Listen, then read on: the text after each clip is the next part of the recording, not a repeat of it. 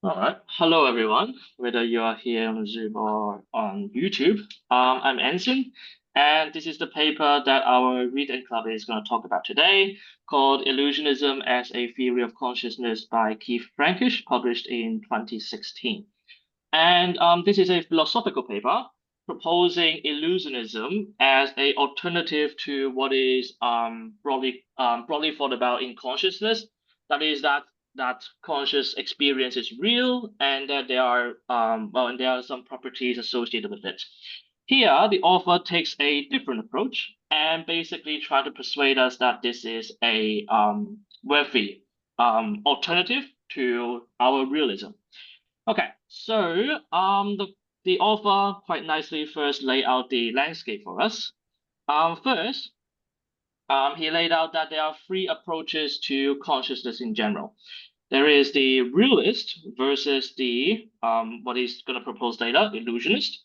Within realism, there is the radical realism, which suggests that phenomenal experience is real and that our scientific understanding is not equipped to understand it deep enough. Therefore, there will need to be a radical paradigm shift in our scientific understanding in order to explain phenomenal experiences.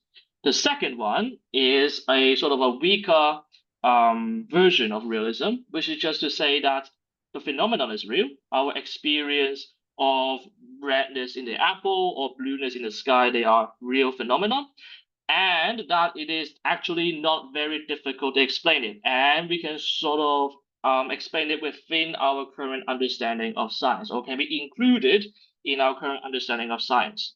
The third one, however, is what the author argues is that the phenomenon is not real, it is illusory. And they seek to understand how this illusion is produced. When I first read it, the first question would be, what does real and not real differ? How are they different? And what does it mean for something to be real versus illusory? Because this seems to be very important. And later on, the authors have given us various analogies. I think the most helpful one for me at least is the analogy of watching a movie, right? So when you watch a movie, and this is assuming that you have some basic understanding of vision science. When you're watching a movie, what you're actually watching is not a smooth roll of an action. Say when you're looking for, we'll make it a bit more specific. Say you're watching a movie where a person is walking, for example. What we think when we are watching a movie is that the person is walking smoothly. However, what actually happens is that we are shown discrete frames that are shown in very quick sequences that generates an illusion that the person is moving smoothly. When in fact, what we're watching is just a sequence of individual frames where the person would be moving forward ever so slightly in each frame. In that case, the illusion is the fact that, yeah, we think that the person is moving smoothly. And we can sort of analogize it back to our discussion of consciousness. We think of the individual frames as the experience itself. Then the illusion is that there are certain phenomenal characteristics or phenomenal consciousness to this experience. So, for example, when we are looking at the apple, we may think that the apple has a certain redness, and this redness is our phenomenal consciousness. What the illusionist would argue is that this is in fact an illusion, and this is given specifically because of the neural processing behind introspection. Specifically, they are saying that there are this is where I'm also a little bit unsure about the wording or the exact phrasing of it, but they are quasi-phenomenal properties, what Frankish suggests, and within introspection, such that when you were to review review a certain experience in introspection, it gives off a belief that there is redness in the apple. There's certain redness experience in the apple, or a certain blueness experience in the sky, when actually you do not have a feeling of it, but only a belief that you have a feeling of it. I'm not sure if that. Hopefully, that should come across clear enough.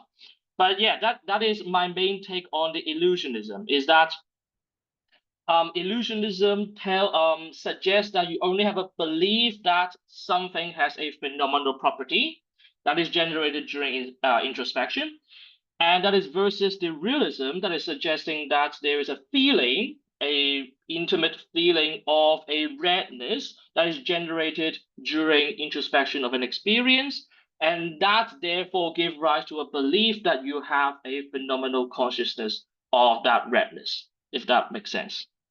Yeah.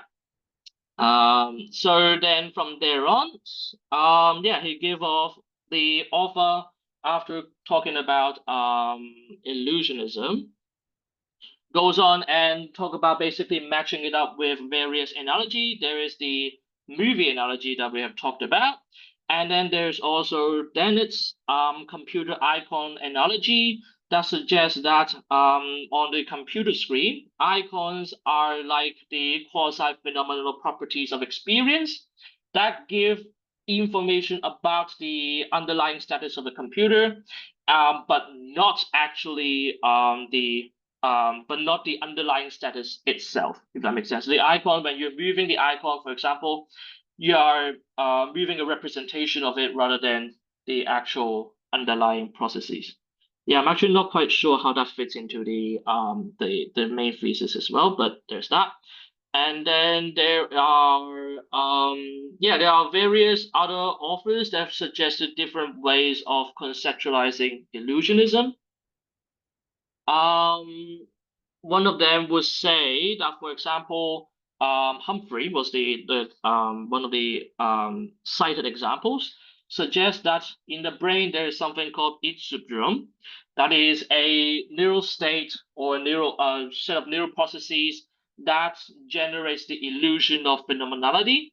And then Yep, and then we've talked about that. Yep, and so on and so on. There are quite a bit of it, and we can't go through all of them, unfortunately, at this moment. Then after that, we have yeah, the authors then try to match up different types of illusionism. What he's trying to do in this article is trying to limit the scope of illusionism to only inward facing illusions. So what he's not trying to propose is something external, something about the external objects. And what he's saying is that the illusion, as he proposes, is only well, or is within the mind itself.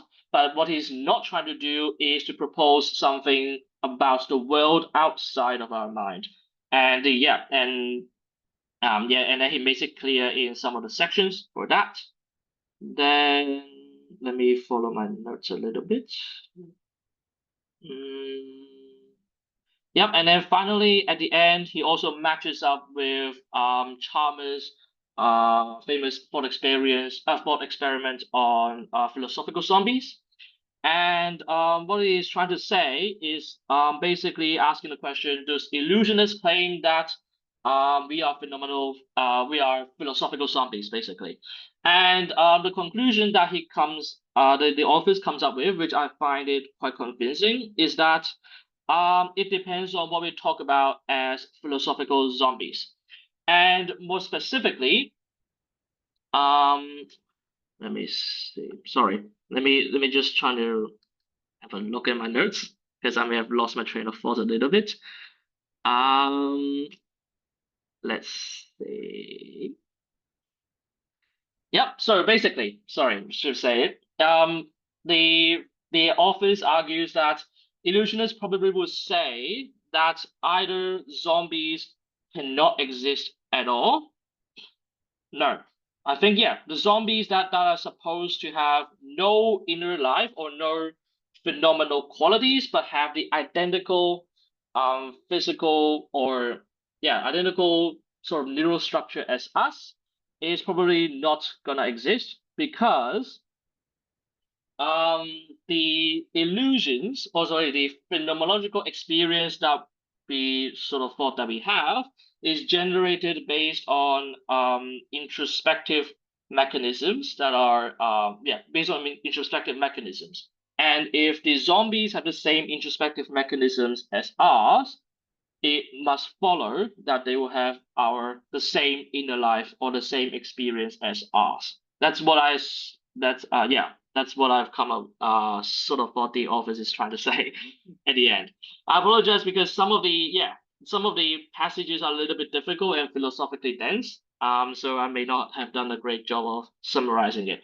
But I'll say at the end, what I think about the author's proposal on illusionism in general. I thought it was quite fascinating at the very least. It must be fascinating because when we're working in our lab, we sort of assumed that our phenomenal experience is real, and that's what we are measuring in the lab. And it is always nice to have a fresh perspective on something that is totally different from what we are thinking, so as to help us sort of improve our understanding. The second of all is that when we see the word illusionism, I first thought that it will be a very strong theory in that it is diametrically opposed to what we are doing.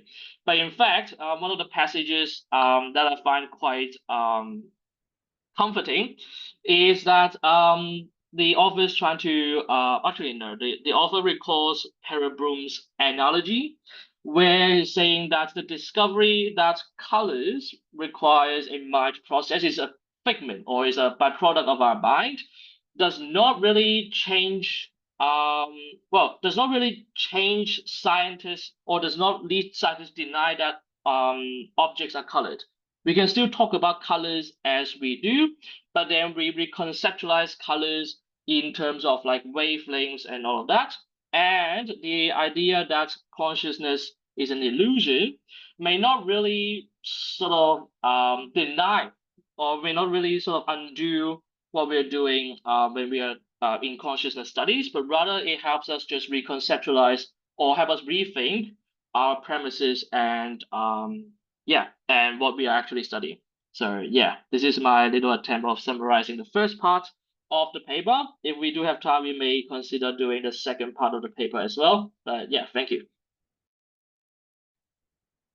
Oh, he disappeared. Sorry. No worries. So what do people think about illusionism? I mean, is it correct? Is it convincing for everyone or? Well, I think it's the what's interesting about it is like the two perspectives seem to be when you're talking about like the realist perspective, they're saying like, yeah, you can actually one-to-one map it from like a mental experience to the external world. Whereas the illusionism perspective seems to dictate, no, yeah, you do get some stuff from like the external world into like your own like mental world, like the inner mentality, but we don't know which is which. And it's sort of like the computer analogy is a great one. Like you know that your computer has, I don't know, a specific amount of RAM, CPU, stuff like that, but the way you interact with them can be flexible through software, right? So I thought that was fascinating. And I was also thinking like in terms of like Anson mentioned like this is diametrically in sort of opposition to what we do. I was thinking like where would we fit like in our approach in terms of the lab with like would we be radical realism or conservative realism? That's also a good question that I have in mind, which I don't have an answer for. But yeah, that thing is very interesting. And I also like the fact that like the illusionism perspective, because I didn't get to finish part two, but there were some mentions that yeah, with that perspective, you get to explain the sort of more qualitative and maybe more spiritual insights as to your conscious experience. Whereas if you go with realism, like I said, you have to one-to-one map that with external reality, and that doesn't really leave any space for inner contemplation. I thought those two things were actually very fascinating. What do you think, Anson? I mean, based on what you have read, do you think our lab is more direct realism or in the middle or somewhere else? I I don't think it is radical realism as at least proposed in the paper. The paper cited a few examples. For example, dualist, that there is the mind and then there's the body. And then there is neutral monist, which I'm not quite sure what they are. And then there are these Mysterians, and then basically a sort of a very non-materialistic approach. That's how I put it. And in our lab, we're trying to make things materialistic. We're trying to not assume that there is this spirit or this sort of mind that is non-material that is somehow generating all these experiences. What we're trying to do is to say there are these physical processes, especially with ITI, there are these structures. Although I'm speaking out of my depth when I'm talking about IT, IIT, not ITI, apologies. Yeah, so like there's these like causal structures in the brain that when specific events happen that generates this specific phenomenal experience. I think what we are in our lab is more of a second one, which is a sort of a weak realist. Is it? No, it's just sort of just that we're trying to fit it under the scientific or our current understanding of metaphysics as opposed to breaking it out and say that there are that we're basically we're trying to confine it within our understanding of science while still trying to compensate for this sort of weird thing called consciousness. Yeah. Uh, Before Lipeng add on to it, I would just say that I feel like IIT is more similar to direct realism, although there is a bit of a gap in that sense. Because they are introducing something additional, something mysterious to the equation, right? They're saying that consciousness is the causal structure, which is quite different from more conservative approach to either physics or chemistry or neuroscience. And they are essentially saying that consciousness is intrinsic, it's private. I'm not sure if it's ineffable. Maybe or maybe not, depending on how do you define this inevitable. But they are essentially very much agreeing that consciousness is definitively real and requires something a bit more to explain it. That's my impression, at least. So when you say a bit more, do you mean some kind of a radical perspective that asking for more or cannot explain consciousness based on our scientific framework existing now? We need to add some framework or theory to explain consciousness. Is that what you mean? Yeah, and I would say that the causal structure is that additional bit Yeah, that we normally, in other scientific world, you may not consider a lot about. yeah. From this point, I agree with you. And also, Anson, you also mentioned about zombie argument, and I found it interesting because the zombie argument was initially proposed by Chalmers. He used this argument to against the the materialism or the traditional physialism. Physicalism. Yeah. Because he say if we base on the physicalism, then the philosophical zombie is conceivable. But it is logically possible, but mm, we cannot. It is contradict. If we say there is a philosophical zombie, then we say that oh, with this with existing framework of science, we cannot explain, or it is there are some people have no experience at all. But in this paper, they say that oh, this philosophical zombie can be expressed as a representational zombie. They have no access, no cognitive access to the phenomenal property, and will not be able to reflect on themselves, report this experience. I found this argument is really interesting because it is somewhat related to what I'm researching. Those people have difficulty in expressing or telling their experiences.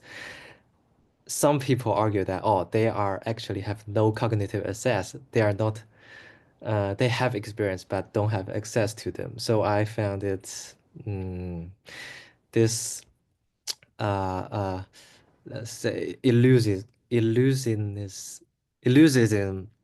sorry Illusionism. explain this Yeah. question is quite interesting to me. So how Any do more? you Yeah, think sorry. about this representational zombie and the Chalmers philosophical zombie?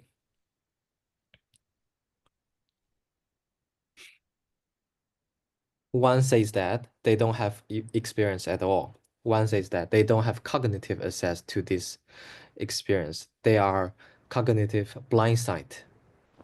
So, like, let me paraphrase and correct me, like, if I'm wrong. But essentially, what you're saying is there could be two cases: one where they do not have the internal experience, and Yes. then the second one is they do have the internal experience, but they're unable to report it, right?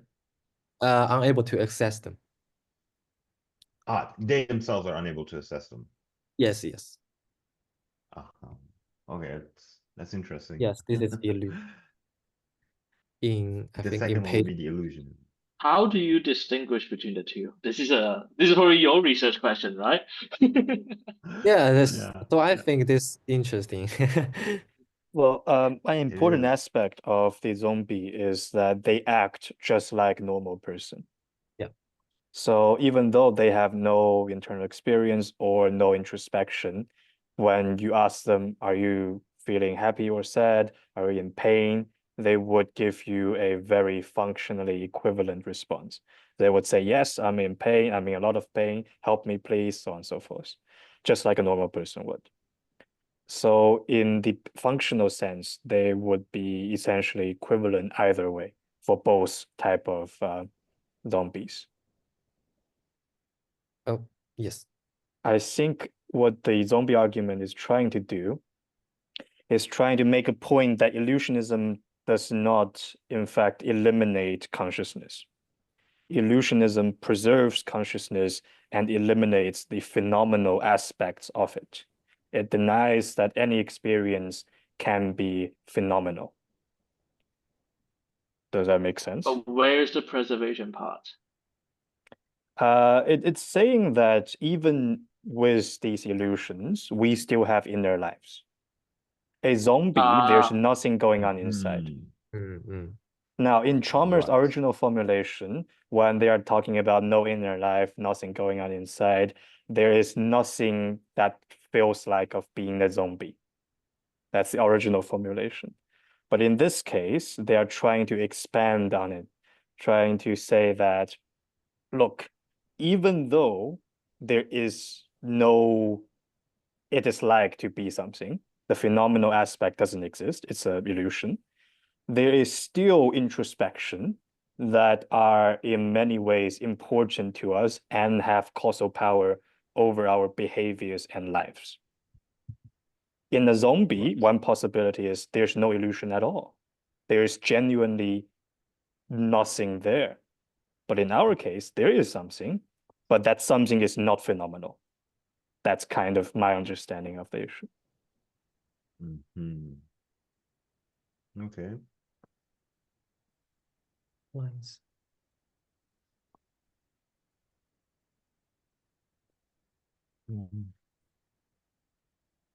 Yeah, that's I get your point now, like what you meant.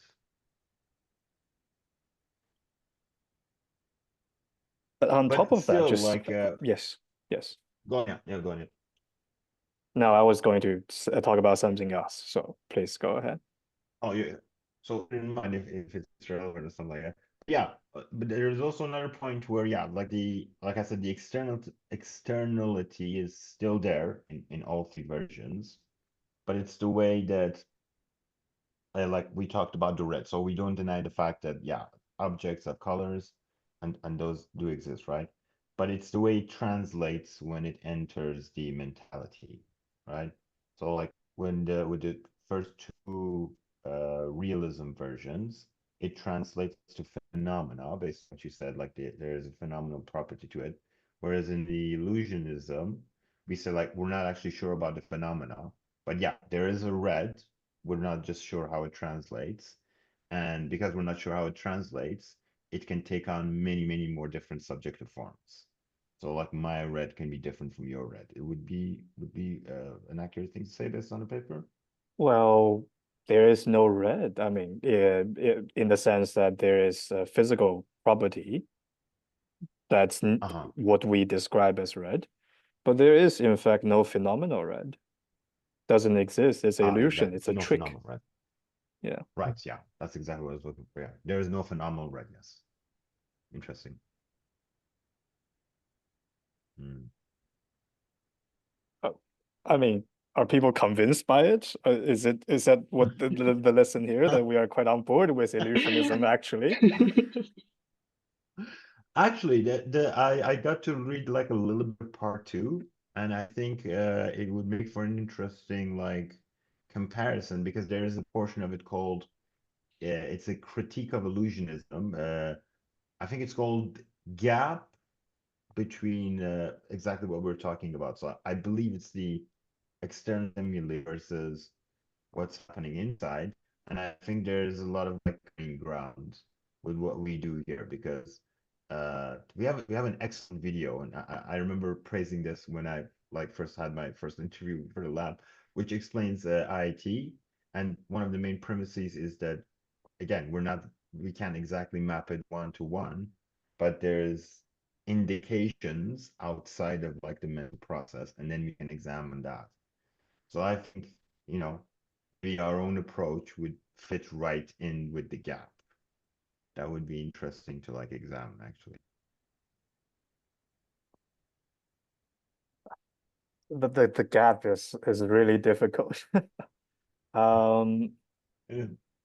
I my impression based on what Now told us is that by combining with some kind of IIT, some version of it, and our qualia structure, we can actually mend the gap between the phenomenal and the physical.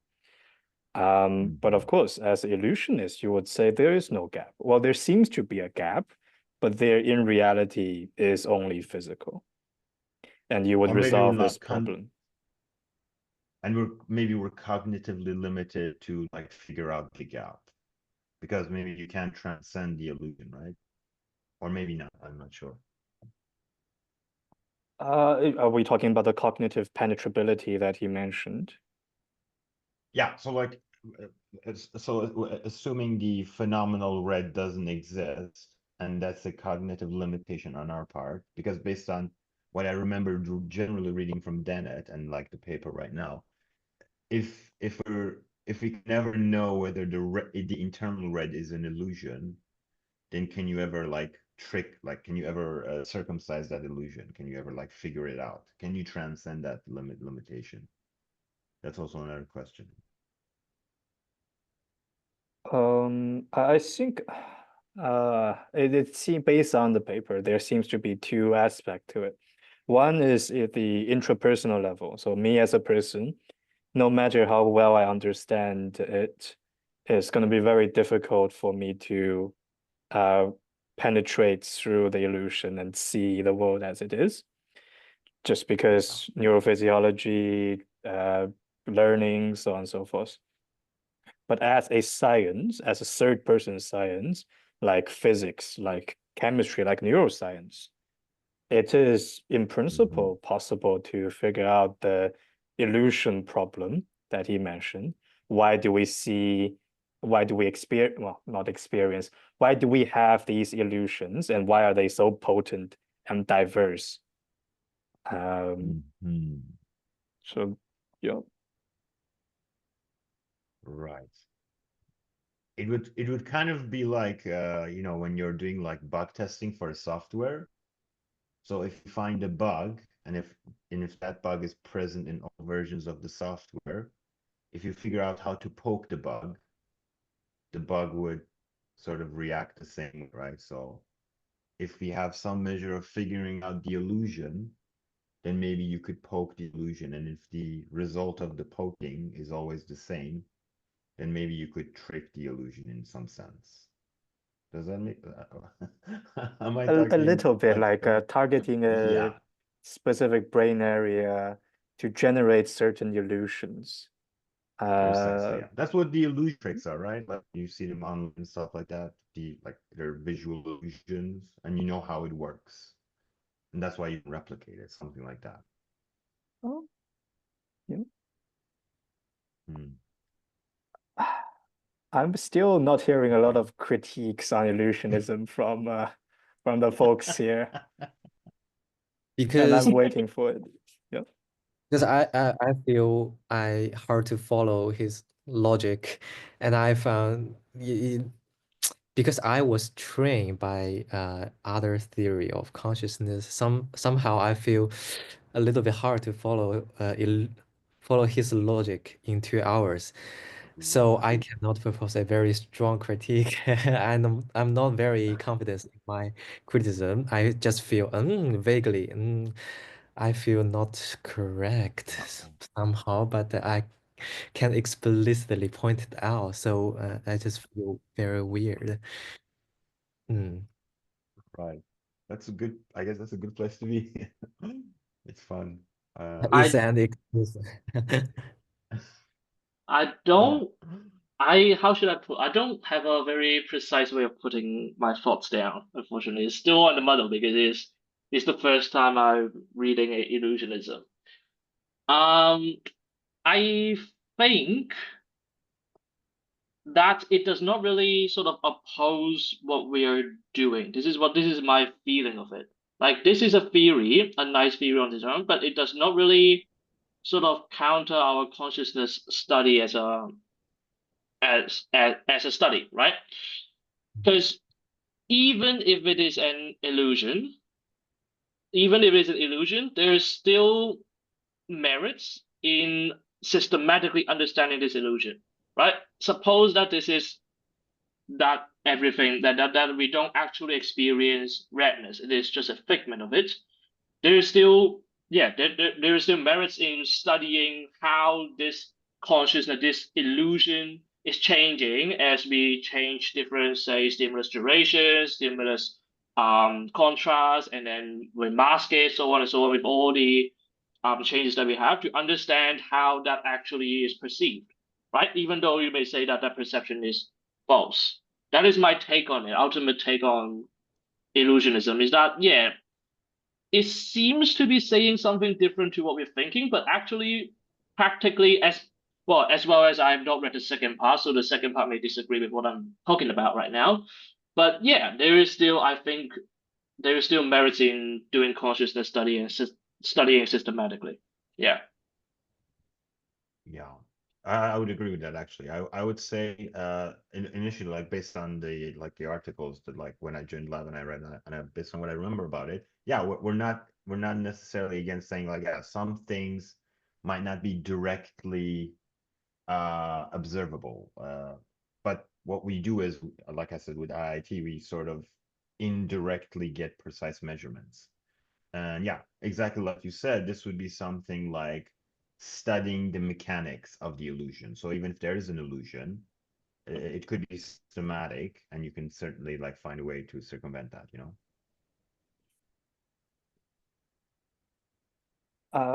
I do As- wonder though whether our similarity network can still would still be valuable under illusionist assumption.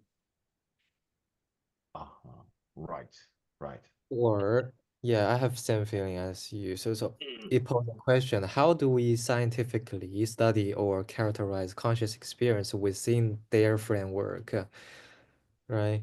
Whether our mathematical Yeah. framework by similarity rating can be applied under their framework. Mm. Well, okay. So what I understand is very, very little, but like I'm reading a bit on quantum cognition, and that's like it's super fascinating. And if we just like because we're sort of putting it in the framework of the paper, but if we take quantum consciousness to be valid, like our approach would be super what do you call it, helpful, regardless of either of these three. Because if quantum cognition is way more precise than like traditional cognitive framework, then you'd be helping out both realistic approaches as well, as opposed to like the illusionism. So it might be more, multidimensional than we think because because the paper is forcing us to sort of put it in maybe one of the three. But yeah, that's what I would say. I mean, yes, because quantum cognition at the end is a part of the cognitive science. It's probably hold the assumption is probably more similar to the conservative physicalism, conservative realism. Yeah, it probably doesn't matter that much because it's functional anyway. But if we want to push the quantum cognition into the qualia, then we have to make the assumption that qualia exists in the first place. If it doesn't, like the illusionism proclaims, then it's kind of difficult. I suppose we're studying the illusion of it, but it sort of weakens. I need to, yeah. Weakens the importance of it because it is a byproduct of a quasi-phenomenal property, right? That they are proposing. So you're basically studying, something of you're studying the byproduct. Well, what you're trying to understand is the hard problem of consciousness. But what you're actually getting into is a byproduct of some other mechanism rather than a core mechanism that generates consciousness. I think that could be an argument of an illusion. I don't know. I'm out of my depth here. I mean, you are right in that, yes, we would be solving a different issue. But in terms of importance, it's kind of difficult to say because the illusionists would say hard problem of consciousness doesn't actually exist. It's just a illusion problem. Yeah. Then it's still important in some sense. So it's kind of difficult to say. What I meant to say was it weakens the foundation of consciousness study. So my biggest critique and maybe problem with illusionism is that it reduces consciousness so much that it is almost equivalent to not having it in the first place. So one of the argument for illusionism that the author was talking about is that the conservative physicalism, the people who say that consciousness can be explained in the non-scientific series, they eventually collapse into illusionism. Because they necessarily have to make some kind of illusionist assumption regarding the nature of phenomenal experience. It's either they need to remove it from intrinsic, it's not intrinsic or not private or not ineffable. You have to make a decision to be a conservative physicalist.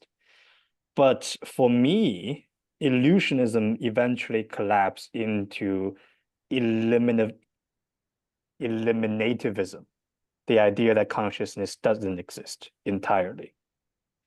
I mean, without qualia, what is consciousness? The author said that, well, it's a global access of certain information.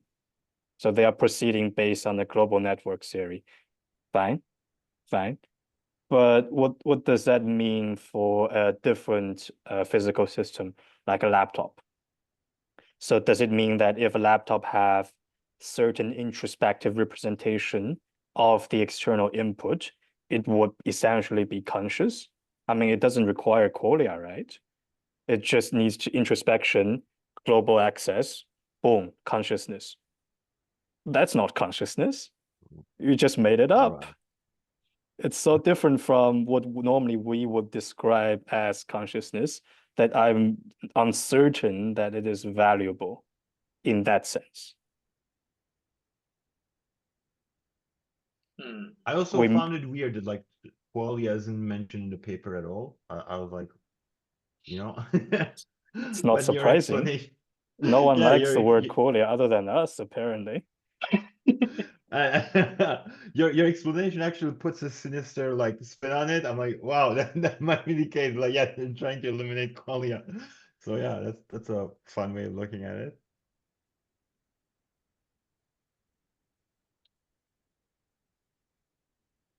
Hmm.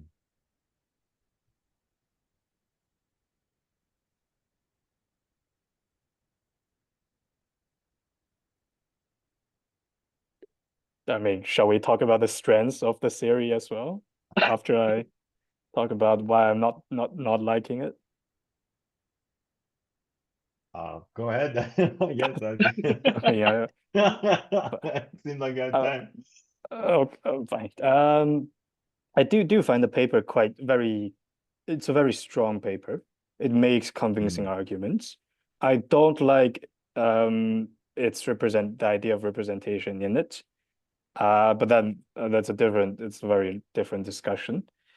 But in terms of its strengths, I would say that it presents a very, this is related to the second half of the paper. But it makes a very good case why one should subscribe to illusionism. So we have this conscious experience, this phenomenal qualia, whatever. It's mysterious, seems wildly different from any physical structure that we know about. And it seems important in our daily life. It motivates us, it allows us to experience the world. So you want a theory that resolves both its significance and its inexplicable nature. And illusionism provide both in a simple, although counterintuitive way. It's like an elegant solution to say that, look, it's inexplicable because it's an illusion. But even though it's an illusion, it still have a causal role to play. And that's it's simple and beautiful in that sense. Yeah, exactly. It's also a bit like a skeptical position, like the way they present in the second part. Like like I said, I didn't get to finish it 100%, so I could be wrong. But yeah, it kind of I don't know how to put it. The case it makes for it kind of helps you stay a little bit skeptical and maybe not turn too dogmatic on any specific theory. Does that make any sense? Because like specifically in the critique of the first two, yeah, it does say like if you take on those positions, you kind of have to sort of justify everything in a phenomenological sense. But like with illusionism, you can acknowledge both, and maybe stuff will reveal themselves in the future. I'm not so sure about the second part, but yeah, I agree with I that. can think of I can think of one problem. And this is perhaps just my understanding of it. Perhaps I've not again read through the second part. Maybe that is the limitation of my understanding. It seems like illusionism hinges a lot on introspection, the capacity for you to run through your process, your experience again, in order to have in order to have conscious experience, you need to first have the capacity to introspect. And I think that is quite a strong premise already. Like, this is quite a big assumption. Like, there are like psychological cases where people actually cannot introspect their immediate experience, like people with anterior great amnesia, for example, where they have amnesia, they lost memory, they lost basically to generate new memories basically. And in that case, those people, well, I guess you could argue that those people are not actually conscious. Yeah, there is an argument for that. I have not thought about it when I started speaking. But yeah, but we generally would categorize them as, yeah, conscious. They can see redness in apple as well as we do, and so on and so on. But yeah, does consciousness require the ability to introspect, the ability to reflect on our experience? That is a main question for illusionism as well. Right. Yeah, that's Yep, a good that's question. exactly right. Because it bases the entire theory on introspective representation of the senses. So which is the definition of the inward illusionism. So it's representing your sensory signals in some way. But the question really is, does this sort of representation really necessary? Do we have to represent it? Because it seems to me that from an IIT perspective, you would say that, for example, pain is a state of the physical system that is the brain. It's not exactly a introspective representation of the nerve triggers in my underneath my skin, so on and so forth. So I think if you have a problem with representationalism, you would also have a problem based on illusionism, at least according to this paper. Mhm. But correct me if I'm wrong, isn't there like an added layer where, yeah, the pain itself is physically what you call it? Like it exists, but there could be like a problem of comparability. So like you could say you see red and I could say I see red, but we can never essentially compare the two, right? And same goes with like pain. Like some pains could have like cognitive context around them. So like for example, I hate any sort of like dental surgery, you know, but I might be okay with like other forms of surgery, even though they might be like a in a quantitative scale, they might be the same. So that would lead to you saying, yeah, because we can't compare the two, there's no grounds for saying like neither of these things are like objective, and you could again you enter the scary realm of illusionism. I guess that's another like portion of it on top of introspection, but that is a result of introspection, of course, itself, Mm, or maybe comparison. I'm not sure. Mhm. I want to ask about a phantom pain that saying that a pain experience relating to a limb but that not physically exist. How can this Exactly. is this illusory or it is physical? It's How can interesting this because be? phantom limb also exists in like hypnotic states. It actually happened to me while like when I was doing my MA thesis. So we got a guy who like he was missing a hand, and I didn't notice, and my friend didn't tell me, and so we put him under hypnotic state, and yeah, yeah, we completely missed that one. Yeah, so phantom limbs like they think they have the limb even though they don't. They feel like they're moving their hands and stuff like that. But that's a good question, you know. Uh, it's also a very old question, as it turns out, regarding the nature of pain. So the first we need to establish our intuition on the matter, and then we can talk about it. Are there cases where a person report that they are in pain, but they are in fact mistaken? So imagine a genuine report of pain. Is there a possibility that this person made a mistake and they are in fact not in pain? I don't think How so. to So measure it? this go on. I just don't think so. There's, well, I mean, yeah, true. Okay, okay, I'll see. Now I see. Okay, there is a problem there. Yeah. Sorry, I made too hasty of a judgment.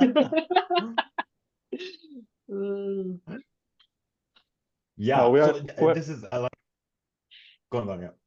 I was just saying that we are laying out intuition here. So mm, if you intuitively feel like that's impossible, that's good. That means this is our baseline intuition. mm. Mm, I mean, I can say I'm right. in pain right now. right? And everyone can say Mm. that they are in pain right now. And whether they are feeling pain and they're reporting pain, well, if they're lying, then that may not match up. If they're not lying, then then they will match up, right? Let's Possibly. They will assume possibly that. match up. Yeah. Let's assume that the person is not lying. That it's an Okay. honest person, right? It's an honest person. Okay. Mm. Then I I'm don't also think. thinking of like psychomatic stuff. Mm. Go on. No, go on, Hormoz. Yeah. So I was thinking like psychomatic like pain. Do we have psychomatic pain? I know there are like problems, but I'm not sure if you have like physical psychomatic pain where like it stems from like a psychological issue. That would also be, you know, that would throw a wrench in that as well. So what Because would they're you not aware say? of it. Would you say psychomatic pain is real pain, or would you say it's not real pain?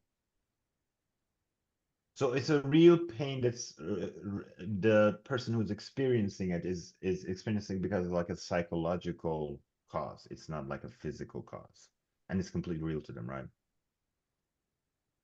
And again, I mean, we have this issue like in hypnotic states where exactly the argument is, yeah, they're missing like a limb or something, but because the suggestion takes them over, then they actually think they have a limb, like the one I explained.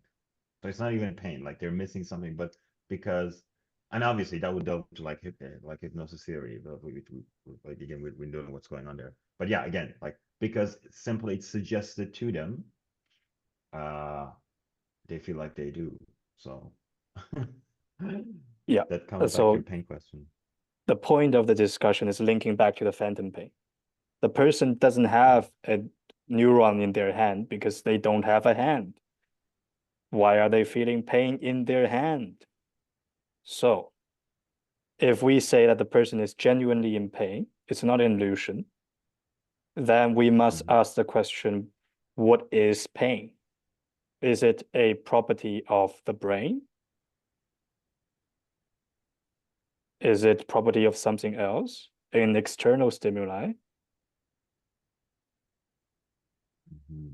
Is it a phenomenal property? That's the question here, right? We would intuitively say that it's a phenomenal property. The illusionist would say, no, it's a complex physical property. Complex physical property. Interesting. Yeah. And what do we mean by, phenomenal property?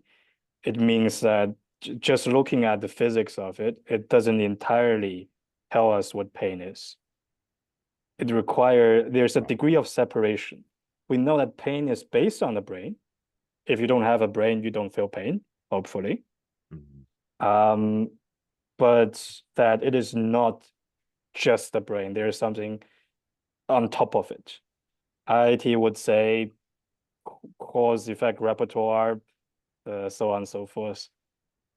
But yeah, that would be a resolution between the physical system and the phenomenal property of pain. But of course, if you have a different theory, then you may propose different way to connect this gap.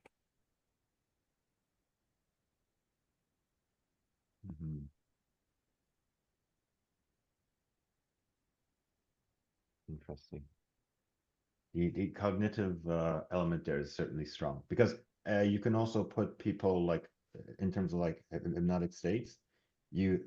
Obviously there are some cases where people who are allergic to anesthetics, so they use hypnosis instead. So in that case, you're bypassing the pain. You're blocking the pain, even though I don't know they're drilling their teeth or whatever. And again, we also have cases where, like in case of like psychological trauma, they exactly like you say, the pain was there, but because there's a cognitive element to it, the person experiences the pain infinitely more than they should. And the whole process of like therapy is you bring it down. So that is fascinating, yes. A physical complex phenomena with pain.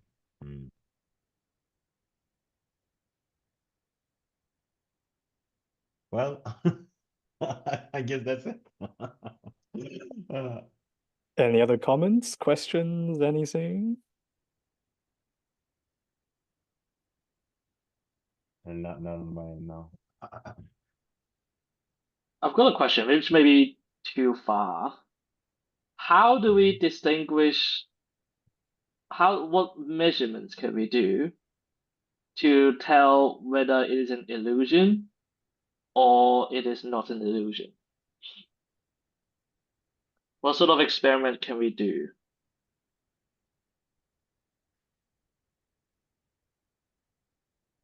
Well, you'd have to prove replicability beyond like doubt, right? So like that's you know what I'm saying? Like usually when you're not sure when something is real, you check it with someone else, you know, on a very basic level.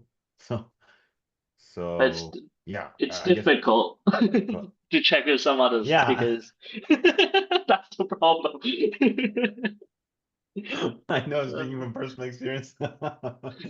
Yeah. Uh it wouldn't have to showcase a bug, I guess, something like that. That would be my answer. So, just to quickly clarify, are we talking about separating illusionism from anything else? So we want to know if illusionism is true experimentally. Is that correct? Yeah. Oh. Or maybe compare illusionism with realism. Yeah.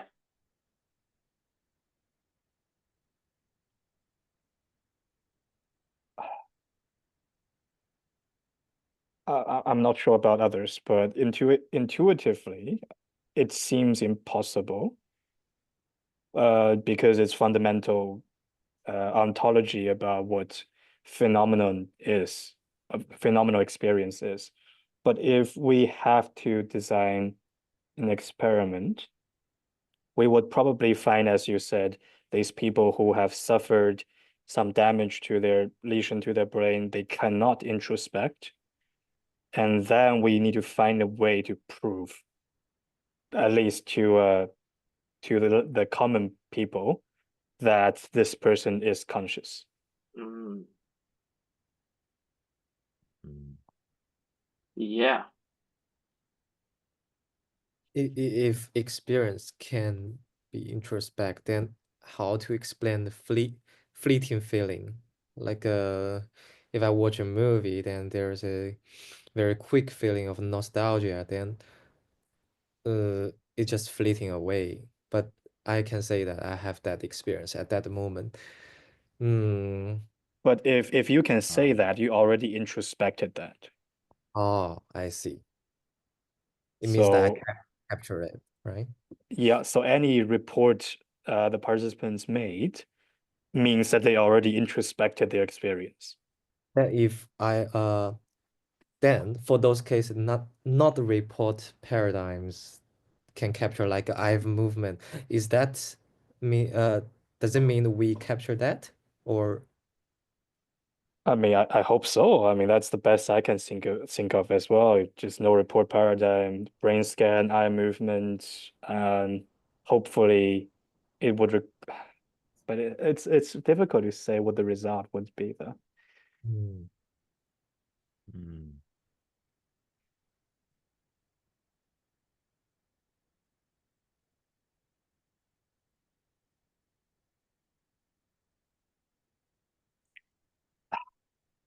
I I still think that any living human that's conscious have some sort of introspection always. Right. But maybe there's an argument where in some cases introspection is so weak that we can still make a point out of it. But that's the best I can think of. or the Mhm. intensity of experience or feeling is too weak? So I guess what would be like arbitrary point where we say introspection doesn't exist? If it would still like you know what I'm saying? Like if it exists but it's super weak as opposed to it doesn't exist.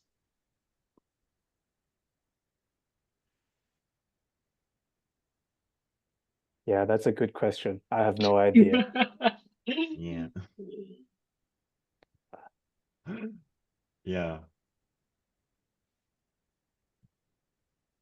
No, Also, no, I mean, like when we talked about people with amnesia, going on. sorry, I was just going to say that if we instruct participant to imagine something, Uh-huh. no, that still wouldn't work. It still requires some kind of introspection.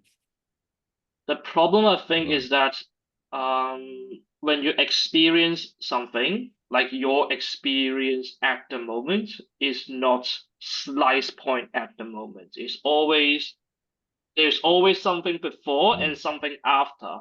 So to make your experience smooth, right? And the problem Right. is we don't know whether it's talking about the memory capacity of introspection, where you're remembering things 2, 3, 5, 10 minutes ago, 2, 3, 5, 10 years ago, or you're talking about this very Exactly. slice moment of before and after. Because if you talk about Exactly. that specific type of, yeah, if you were to eliminate introspection in the sense that you only have the experience of the present, but not something immediate in the past, then you have, I don't know what that, I don't know if you really, yeah, I don't know what that experience would be like. That would be a very fragmented type of experience, wouldn't it? Yeah.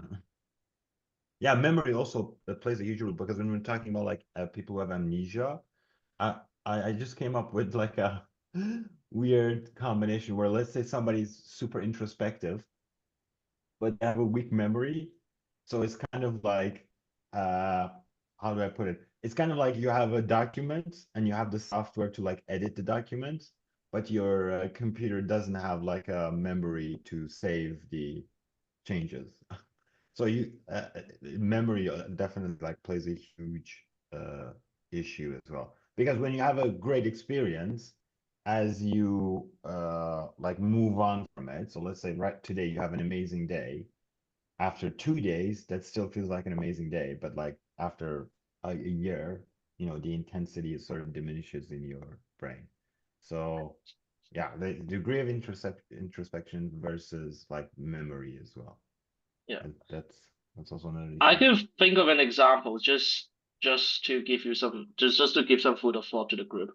There is the akinesia, right? The inability to perceive kinetic movement, right? Where a group of people, this is some visual defect in the brain, where they can only perceive, for example, if someone is walking towards them, then they will see normally what we'll see is something like the figure of the person grow bigger and bigger and bigger until they're in front of us.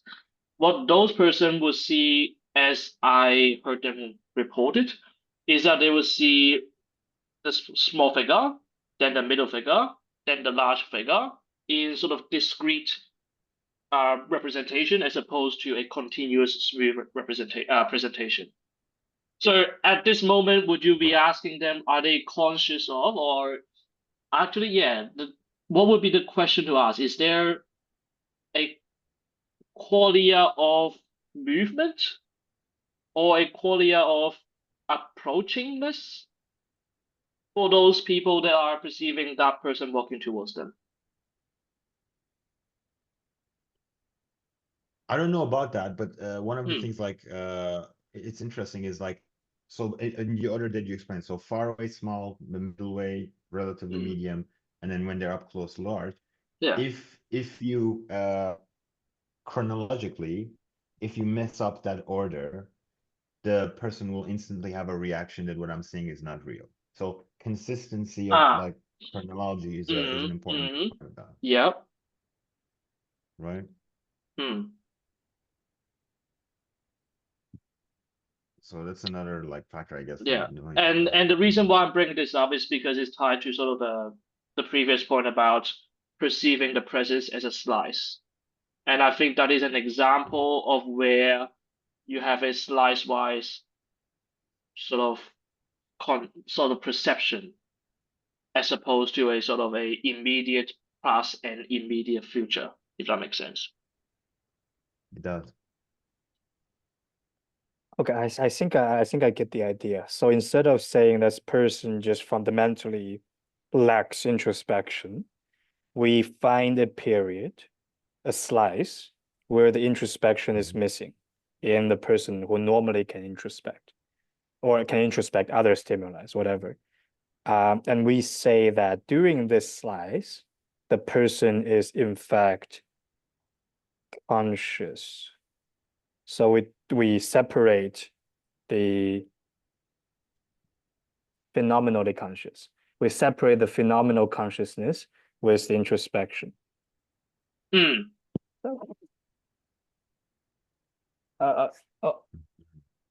Because I think introspection in that, I don't think when they're talking about introspection, they're talking about memories of the past, even though the authors sort of can assume that. But I think introspection in illusionism is much easier to defend in terms of those moments right before the present. Sorry, right before the present. And yeah, as these type of introspection that give rise to qualia as an illusion or experience as an illusion.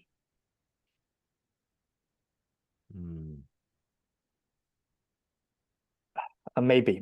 It depends on what the illusionists try to define as introspection in this case. Does Right. anything that comes to mind really a part of this introspection? Or can introspection be separate to be in that sense? Yeah.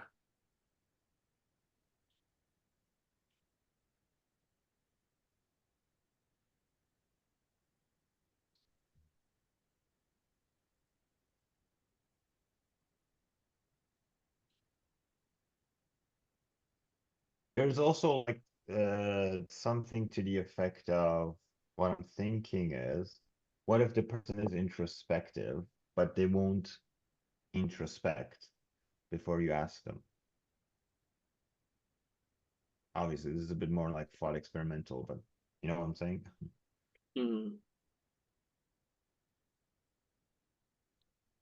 I don't think it's a volition question though. Like you can't voluntarily make yourself unconscious in that sense.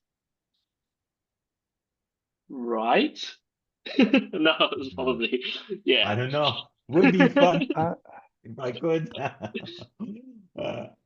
Does change blindness count as a potential example? In what sense? So no, it doesn't. It's not about introspection. That's the problem. It's opposite. Yeah, I think reading more into a kinesia, maybe I probably need to read more. This may be relevant. So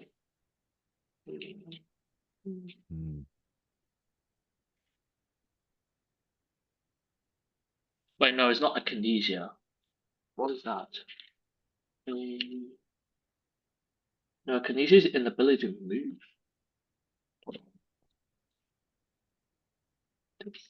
Let me have a look.